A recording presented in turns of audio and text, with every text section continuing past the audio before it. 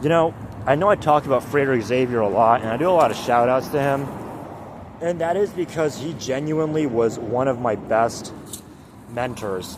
I mean, he really is kind of the one that ultimately got me started on a path.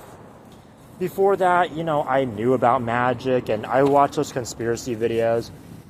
And I kind of thought, if it works for them, it's going to work for me. So, one of the things he talks about is subconscious sensitivity and how as you progress through the arts per se, or even just, learning to manifest and to master your subconscious, you become more receptive to literally anything. So you have to watch out for people's bullshit. And I think that's why a lot of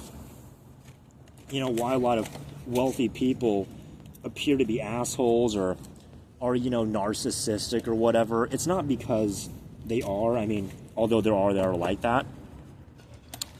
It's more that they just can't be with regular people that are negative and are going to bring them down, because once you learn to manifest and once you learn to really, I guess, just be the best version of yourself and to be able to have that cross communication, you really got to be careful who you're with and who you hang around with. There's that saying that birds of a feather flock together. That's even more true once you've gone through a certain process, once you've reached a certain degree.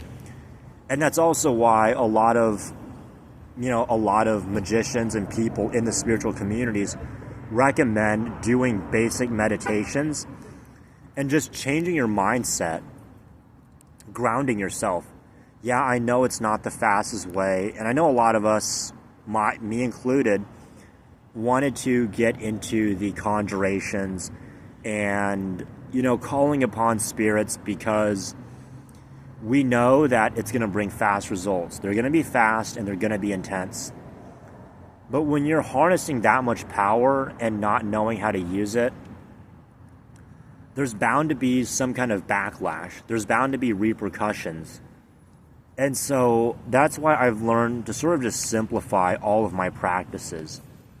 Yes, I do believe genuinely that every practice that I've done had its time and place. It had its time, it had its place, it had everything that was there for it. And likewise, I have to say that even though I've made a lot of mistakes along the way, it led me to the place that I am now. Just waiting on a ride or something? Yeah. For the store? Oh yeah, I'm just... You know how long it's going to be? I'm sorry. It's not going to be too long. Not be too long? Yeah, it's like 3 minutes or so. Okay. Just stay safe out here, okay, man? Alright, thanks, Sorry boss. about you. Alright. Yeah, just talking security. So, and that goes with kind of the people that you deal with. I know it's not always easy, depending on what you're caught up in. If you have a job or you have to deal with people, you can very well develop their mindsets and you can very well absorb their energy. And that goes double, if not triple or quadruple for the term fighting fire with fire. Because I myself have been involved in a lot of not so nice relationships, not necessarily romantic, although some of them were somewhat romantic. But I've been involved in a lot of just not so nice relationships where I got to the point where I was fighting fire with fire. I would use their tactics against them. I would play their own games against them. And, it is a quick fix. It can be a quick fix, especially in the moment. But eventually, when you begin to fight fire with fire, you become the fire itself. And that'll be it for now. Take care. Bye.